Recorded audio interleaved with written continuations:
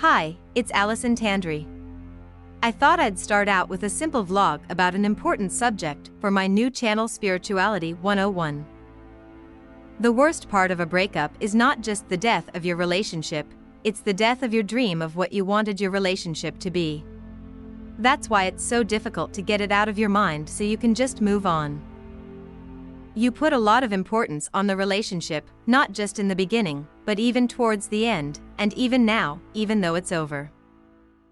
And that's how I am going to address the issue of the breakup and getting over it, is by addressing the importance of the whole thing to you, because that's why it's stuck in your mind. Now the worst thing you can do is deny that it's important. After all, if it weren't important, it wouldn't be a problem, right? So don't lie to yourself and say it's not important because it still is. You want to get this whole matter out of your mind. But you can't hold it in one hand saying it's important and try getting rid of it with the other. That's not going to work. And you can't declare the matter unimportant, because that's a sort of declaration of importance in itself. Things that aren't important and never were, you wouldn't even give that much thought to. Now, there is a longer-term way to handle this whole psychological mess, which I will get into in future videos. But for now, let's try the following steps. If this breakup just happened, by all means get through that phase where you talk to all your friends about it, if not to just let them all know that you and he or her are not a couple anymore. And decide at some point you are going to stop talking about it with them. When you reach that point, you let everyone know that he or she is a closed subject for you. You don't bring that person up. They don't bring that person up. Period. And it goes without saying, do not call this person, do not text. Do not email. The only contact you have with the person is if you still have each other's belongings and you arrange to return them to each other. If you can, have a mutual friend do the exchange. Now get rid of anything that reminds you of them. I mean, within reason. If you have something really valuable that you use and need every day, don't get rid of it just to spite the other person.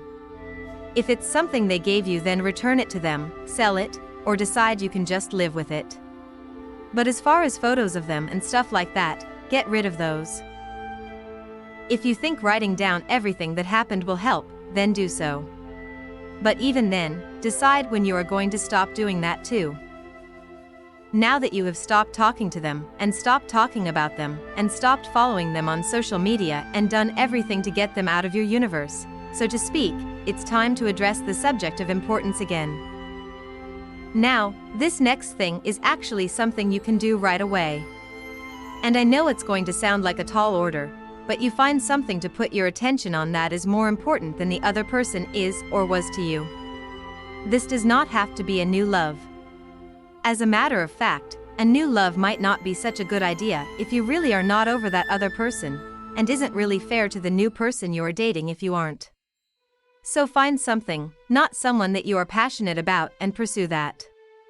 This can be a dream career that you always wanted to pursue but were too afraid of, or it can be taking up a musical instrument or other artistic pursuit, or it can even be something like spending more time with your friends that you might have neglected while you were dating the other person. I have found doing things like charity work to be especially fulfilling, because that helps others be happier, and it makes you feel happy too. Now don't resist the thought of the other person coming into your mind.